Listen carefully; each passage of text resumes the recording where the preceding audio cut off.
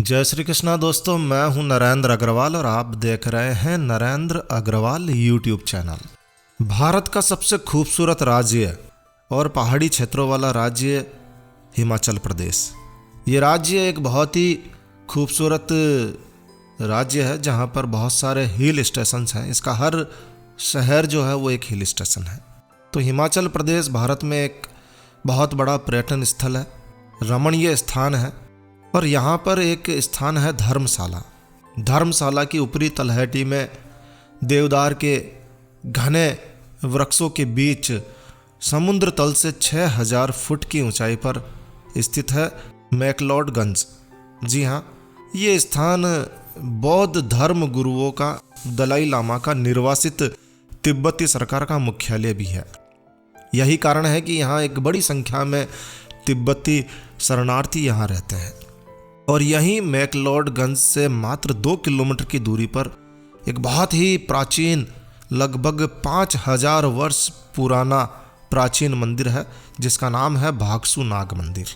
आप यहाँ तक पैदल भी जा सकते हैं और अपने निजी वाहन की सहायता से भी आप इस मंदिर के नज़दीक तक जा सकते हैं। तो भागसू नाग मंदिर जो है वो हिमाचल का एक बहुत ही प्राचीन और बहुत ही प्रसिद्ध मंदिर है। और यही कारण है कि ये बहुत बड़ा पर्यटन का केंद्र है। इस स्थान की अपनी एक अलग ही अद्भुत सी कहानी है। तो आज इस वीडियो में हम आपको भागसू नाग मंदिर धर्मशाला के बारे में जानकारी शेयर करने जा रहे हैं। बड़ा ही अद्भुत और ज्ञानवर्धक वीडियो है। बहुत समय बाद हमने एक ऐसा वीडियो बनाया है और आशा है कि आपको ये वीडियो बहुत ही अच्छा लगेगा, जानकारी से भरपूर लगेगा। तो आइए शुरू करते हैं। बेहद खूबसूरत प्रकृति की सुंदरता के बीच बसा हुआ भागसू नाग मंदिर। भागसू नाग मंदिर अपने आप में एक बहुत ही अद्भुत पर्यटन स्थल है जहां लाखों की संख्या में लोग यहां भागसू नाग मंदिर के दर्शनों के लिए आते हैं। मूल रूप से ये मंदिर भगवान शिव को समर्पित है और इस मंदिर की बहुत ही अद्भुत कथा है।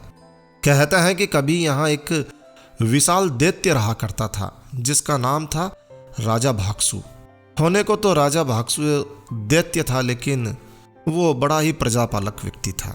भागसू बड़ा ही मायावी और शक्तिशाली था।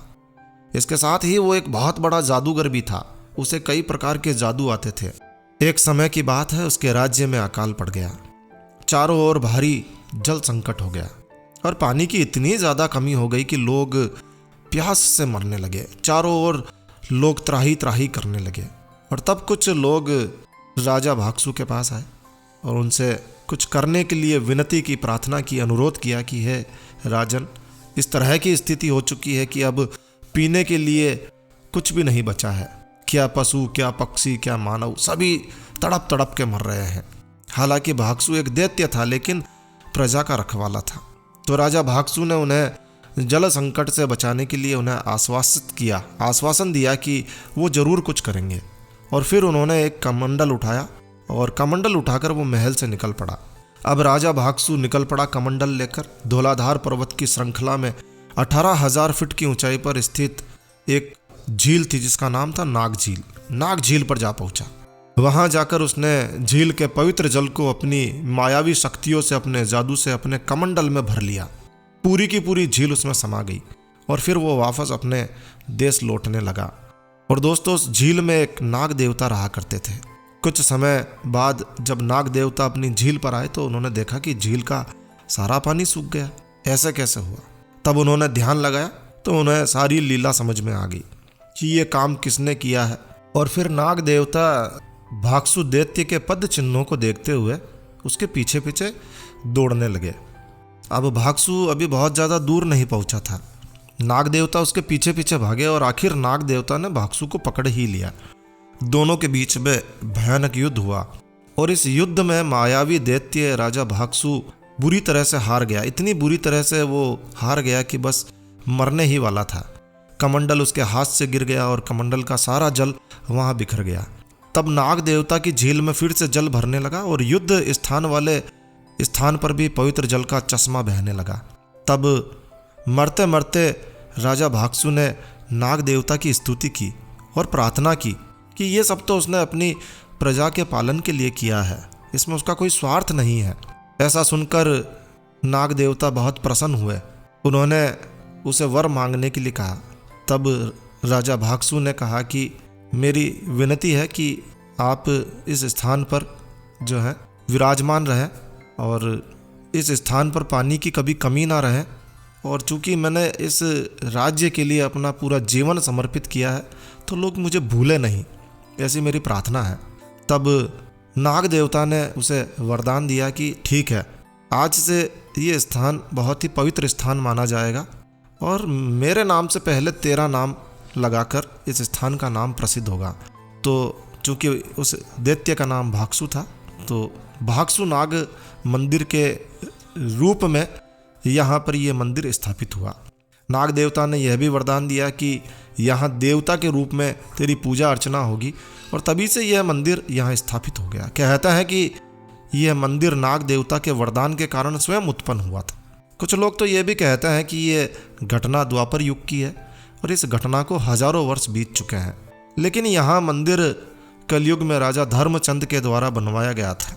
यह भी दावा है कि यह मंदिर 5000 वर्ष से भी ज़्यादा पुराना मंदिर है। लोग यह भी कहते हैं कि 1-1.5 वर्ष के अंतराल में इस तालाब चश्मे के मुहाने पर या इसके आसपास में नाग देवता दर्शन भी देते रहते हैं। यही कारण है कि न केवल स्थानीय लोग बल्कि दूर दूर से आने वाले श्रद्धालु भागसु नाग देवता के बहुत बड़े आराधक बन चुके हैं, और ये भी मान्यता है कि यहाँ पर यदि कोई व्यक्ति अपनी मनोकामना रखता है तो उसकी मनोकामना जरूर पूरी होती है। वैसे भागसु नाग मंदिर भगवान शिव को समर्पित है, और ये मंदिर हिंदू और गोरखा समुदाय के लोगों के द्वारा बहुत ज़्यादा पूजा जाता है। मंदिर के परिसर में एक बहुत ही सुंदर सा तालाब है। लोगों का कहना है कि इस तालाब में नहाने से कई बीमारियां दूर हो जाती है।